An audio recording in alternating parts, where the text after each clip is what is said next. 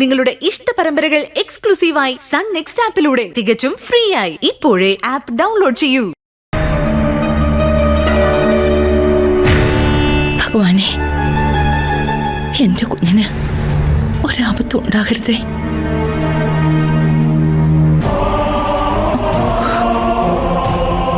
ഇനിയൊന്നും സഹിക്കാൻ എനിക്ക് ശക്തിയില്ല.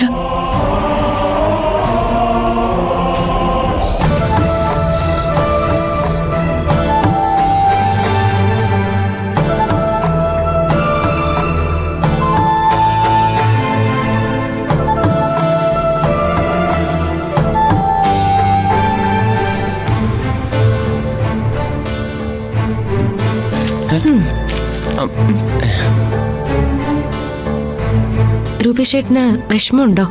എന്തിന്? ഞാൻ ഗർഭിണി ആവാത്തതിൽ.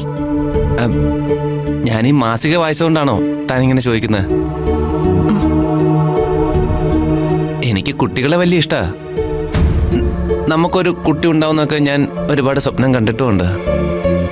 താൻ പ്രഗ്നന്റ് ആണെന്ന് അറിഞ്ഞപ്പോ ഞാൻ ഒരുപാട് സന്തോഷിച്ചു. പക്ഷേ അത് മണ്ടത്തരമാണെന്ന് എനിക്ക് പിന്നീട് മനസ്സിലായി.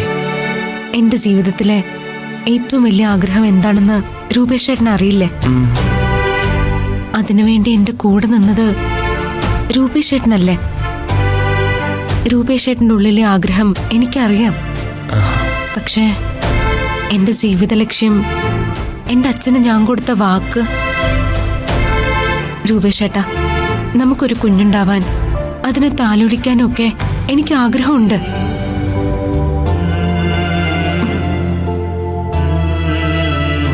ഞാനും ഒരു പെണ്ണ. എൻ്റെ ഉള്ളിലും ഒരമ്മയുണ്ട്.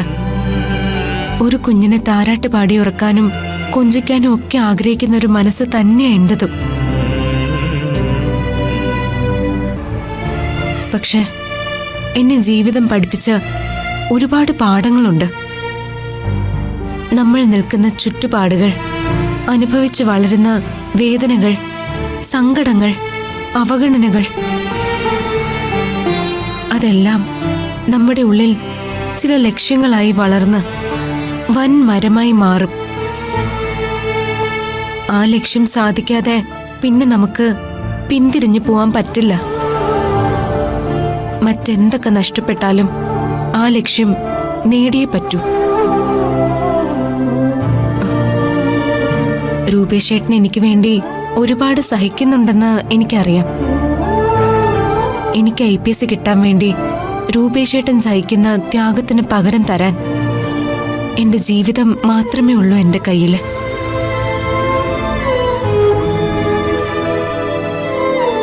ഞാൻ എത്ര വലിയ ഉയരത്തിലെത്തിയാലും എന്റെ ജീവിതം രൂപേഷേട്ടന്റെ കാൽക്കലാണ്.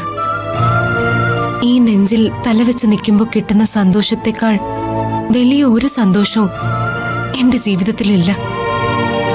എനിക്ക് വേണ്ടി രൂപേഷേട്ടൻ സഹിക്കുന്ന ത്യാഗത്തിന് പകരം എനിക്കത് മാത്രമേ തരാനുള്ളൂ. എനിക്ക് IPS കിട്ടിക്കഴിഞ്ഞ് രൂപേഷേട്ടൻ ആഗ്രഹിക്കുന്നത് പോലെ നമുക്ക് കുഞ്ഞുങ്ങളുണ്ടാവും. പക്ഷെ അതുവരെ രൂപേഷേട്ടൻ എന്റെ കൂടെ നിൽക്കണം. തനിക്കിത് എന്തു പറ്റി? ഞാനൊരു മണ്ടത്തരം പറഞ്ഞാനാണോ താൻ ഇത്രയ്ക്ക് ഫീൽ ആവുന്നത്? തനിക്ക് IPS കിട്ടുന്ന തന്നെയാ എനിക്ക് ഏറ്റവും വലിയ സന്തോഷം. പക്ഷെ എന്നാലും സ്വന്തം ഭാര്യ ഗർഭിണിയായെന്ന് കേൾക്കുമ്പോ ഒരു ഭർത്താവിന്റെ സന്തോഷം ഉണ്ടല്ലോ. കുറച്ചു നേരത്തേക്ക് ഞാൻ അതിനെക്കുറിച്ചൊക്കെ ഓർത്തുപോയി. അത്രയേ ഉള്ളൂ. അതൊന്നും വലിയ കാര്യമല്ല. കുഞ്ഞുങ്ങളില്ലാതെ ലോകത്ത് എത്ര പേര് ജീവിക്കുന്നുണ്ടോ? വയസ്സുകാലത്ത് സ്വന്തം മക്കൾ നോക്കാത്ത എത്രയോ അച്ഛനമ്മമാർ ഈ ലോകത്ത് ജീവിക്കുന്നുണ്ട്.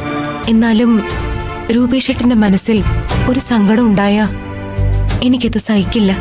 താൻ അതൊക്കെ വിട്ടേക്ക്. എന്നിട്ട് പരീക്ഷയുടെ കാര്യങ്ങളെക്കുറിച്ച് മാത്രം ആലോചിക്കുക. ഈ ആഴ്ച എപ്പോ വേണമെങ്കിലും ഡേറ്റ് പബ്ലിഷ് ചെയ്യാം. അപ്പോ ഗർഭിണിയായുള്ള അവസ്ഥ അറിയാലോ. ശാരീരികമായ ഒരുപാട് അസ്വസ്ഥതകൾ ഉണ്ടാവും. തനിക്ക് പരീക്ഷയ്ക്ക് പോകാൻ പറ്റാതെ വരും. അതുകൊണ്ട് തന്നെ ഇനി ഇതൊക്കെ കഴിഞ്ഞിട്ട് മതി താൻ ഗർഭിണിയാവുന്നത്.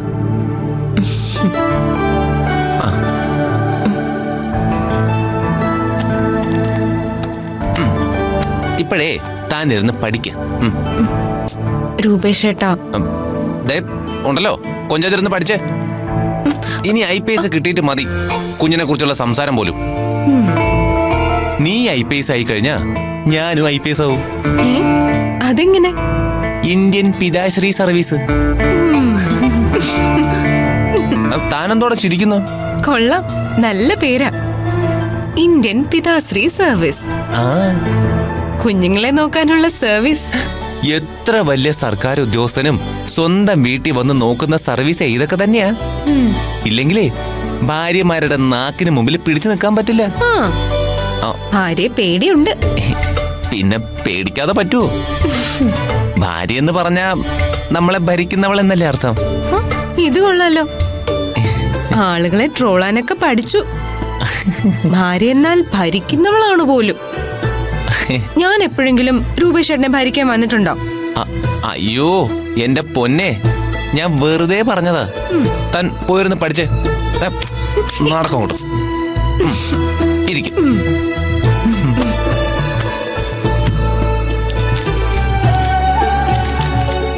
കുടിക്കാൻ എന്താ വേണ്ട? കോഫി വേണോ ചായ വേണോ? രൂപേഷ് ചേട്ടന് ഇഷ്ടമുള്ളത് എന്തായാലും മതി. ഓക്കെ, ഞാൻ ഇപ്പൊ വരാം. ഈ രൂപേഷ് ചേട്ടനൊരു കാര്യം, പാവം, എനിക്ക് വേണ്ടി ഒരുപാട് കഷ്ടപ്പെടുന്നുണ്ട്. എല്ലാം ഒന്ന് കഴിയട്ടെ. രൂപേഷ് ചേട്ടന്റെ എല്ലാ ആഗ്രഹങ്ങളും സാധിച്ചു കൊടുക്കണം. പെൺകുഞ്ഞുങ്ങളെയാണ് രൂപേഷ് ചേട്ടന് ഏറ്റവും കൂടുതൽ ഇഷ്ടം. നല്ല മുഞ്ചുള്ളൊരു മോളെ പ്രസവിച്ച് രൂപേഷ് ചേട്ടന്റെ കയ്യിൽ വെച്ച് കൊടുക്കണം. എന്നിട്ട് പറയണം, ദാ ഇരിക്കുന്നു രൂപേഷ് ചേട്ടന്റെ മോളെന്ന്.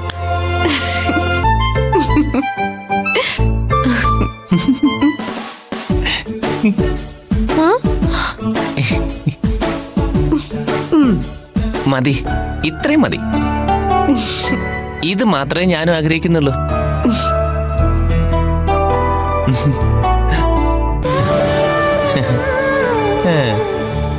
അത് ശരി, എല്ലാം ഒളിച്ചു നിന്ന് കേൾക്കുന്നുണ്ടായിരുന്നു അല്ലേ? ദുഷ്ടൻ. രൂപേഷ് ചേട്ടൻ പോയി ചായ ഉണ്ടുവാ. ഓ അല്ല അല്ല,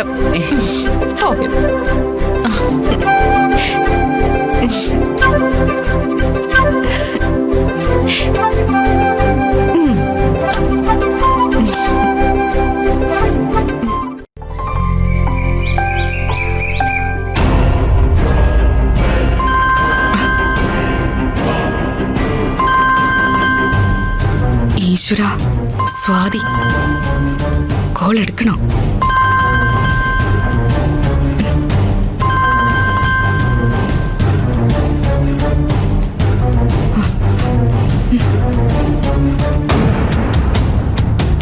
സകല കുഴപ്പങ്ങൾക്കും കാരണം ഇവളാ.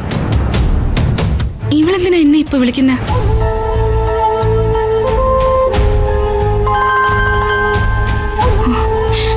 അയ്യോ, പിന്നെയും വിളിക്കുക.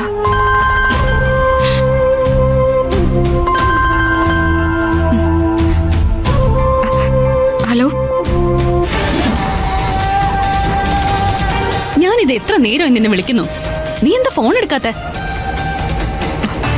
അതോ എന്നെ ഒഴിവാക്കി രക്ഷപ്പെടാന്നാണോ വിചാരിക്കുന്നത്? ഞാൻ താഴെയായിരുന്നു. ഇപ്പോഴാ നിന്റെ കോള് കണ്ടേ. നീ എന്തിനാ വിളിച്ചേ? ഓ, നീ അവിടെ സേഫ് ആയിട്ടിരിക്കുവാണല്ലേ? ഞാൻ പിന്നെ എന്താ വേണ്ടേ?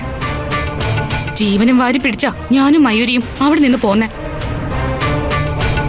വഴിയിൽ അവന്മാർ ഞങ്ങളെ ആക്രമിച്ചു. ഒരു വിധത്തിലാണ് ഞങ്ങൾ രക്ഷപ്പെട്ടത്. ഇതുവരെ ഇവിടെ ആരോടും ഞാൻ ഈ വിവരം പറഞ്ഞിട്ടില്ല. എടി, ആദ്യത്തിനെ പോലീസ് കൊണ്ടുപോയി. എനിക്ക് പുറത്തിറങ്ങാൻ കഴിയുന്നില്ല. അവന്മാരെന്റെ പിന്നാലെ തന്നെ ഉണ്ട്. ഞാനും ആകെ പേടിച്ചു തന്നെ ഇരിക്കുന്ന. അവരാരെങ്കിലും ഇവിടെ വന്നിട്ടെങ്ങാനും ബഹളം ഉണ്ടാക്കിയാ ഇവിടെ ഉള്ളവരെല്ലാവരും വിവരം അറിയും. അതൊക്കെ അവിടെ നിൽക്കട്ടെ. തൽക്കാലം എനിക്ക് ഒളിച്ചു താമസിക്കാൻ ഒരു സ്ഥലം വേണം. അത് നീ സംഘടിപ്പിച്ചു തരണം. ഞാനോ? എനിക്ക് അങ്ങനെയുള്ള സ്ഥലങ്ങളൊന്നും അറിയത്തില്ല. അതൊന്നും പറഞ്ഞാൽ പറ്റില്ല. നീ ഇത് ചെയ്ത് തന്നേ പറ്റൂ.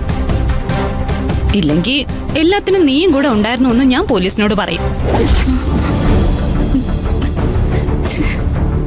പോലീസ് നിന്നെ വീട്ടിൽ വന്ന് അറസ്റ്റ് ചെയ്തോണ്ട് പോകും. അത് വേണോ? രക്ഷപ്പെടുവാണെങ്കിൽ എല്ലാവർക്കും കൂടി ഒന്നിച്ച് രക്ഷപ്പെടാം. അതല്ല, അകത്ത് പോകുന്നെങ്കിൽ എല്ലാവർക്കും കൂടി ഒരുമിച്ച് തന്നെ അകത്ത് പോവാം. മനസ്സിലായോ? ഇത് വലിയ കുരിശായല്ലോ ദൈവമേ. നീയൊക്കെ കൂടിയല്ലേ എല്ലാം ചെയ്തു കൂട്ടിയേ. എന്നിട്ട് ഒരുത്തന്റെ ജീവൻ പോയപ്പോ അത് ഞങ്ങളുടെ തലയിൽ കൂടി കെട്ടിവെക്കാൻ നോക്കുന്നോ? ദേ, അതിന് നിന്ന് തരാനേ എന്നെ കൊണ്ട് പറ്റുമൊന്നുമില്ല. ഇനി മേലല്ല എന്നെ വിളിക്കരുത്.